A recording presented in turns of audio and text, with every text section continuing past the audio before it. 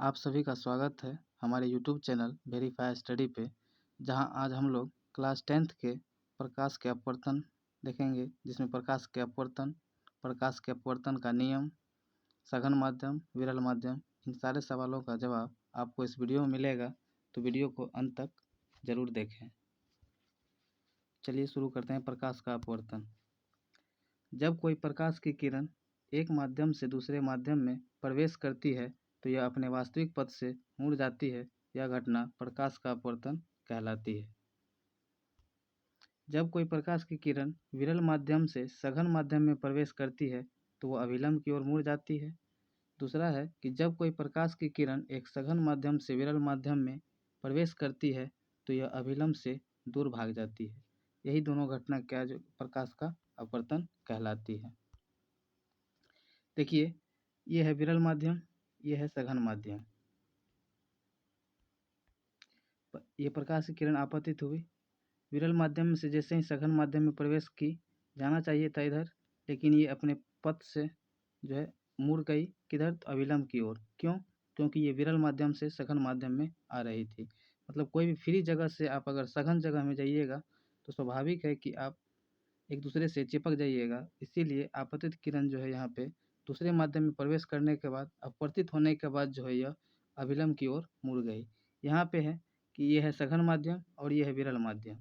सघन माध्यम से यहाँ प्रकाश की किरण आपतित हुई, ये जाना चाहिए था सीधे, लेकिन ये अपने पथ से मुड़ गई किधर, अभिलंब से दूर। क्यों? क्योंकि अगर जब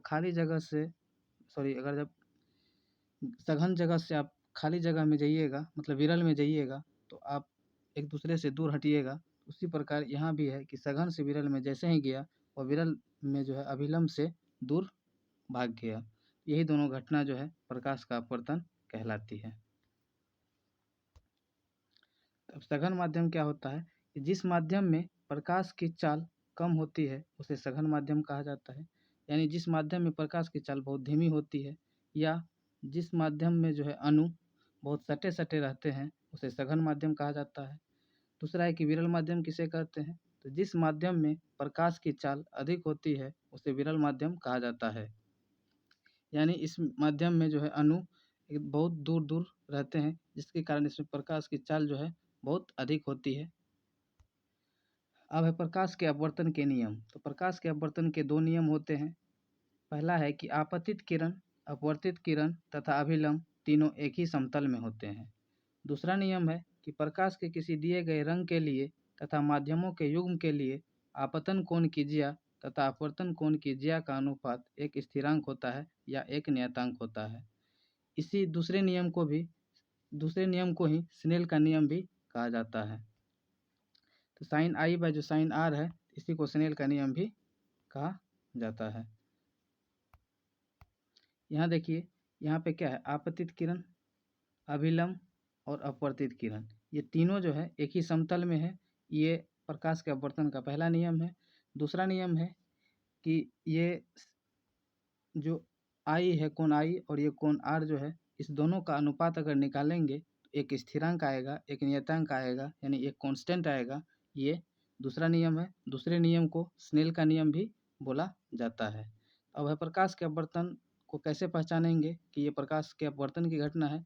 तो प्रकाश के अपवर्तन के कारण जो है हमारे दैनिक जीवन में बहुत सारी घटनाएं घटती है, जो निम्न है। तारों का टिमटिमाना, ये प्रकाश के अपवर्तन के कारण होता है। सुबह एवं शाम के समय सूर्य का बड़ा दिखाई देना, यह भी प्रकाश के अपवर्तन के कारण होता है। पानी में डूबा सिक्का ऊपर उठा हुआ प्रतीत होना, यह भी प्रकाश के अपवर्तन का कारण है। और है पानी में डूबी आधी लकड़ी का टुकड़ा टेढ़ा प्रतीत होना, यह भी प्रकाश का अपवर्तन की घटना है। यानी कहने का मतलब ये हुआ कि कोई भी चीज़ अगर प्रतीत होने वाला बात आएगा तो वो 100% लगभग जो है प्रकाश के अपवर्तन के घटना के कारण ही होगा। तो यही था प्रकाश का अपवर्तन, उसके नियम, सघन माध्यम, विरल माध्यम। अगर वीडियो अच्छा लगा हो तो दूसरों के साथ शेयर करें। धन्यवाद।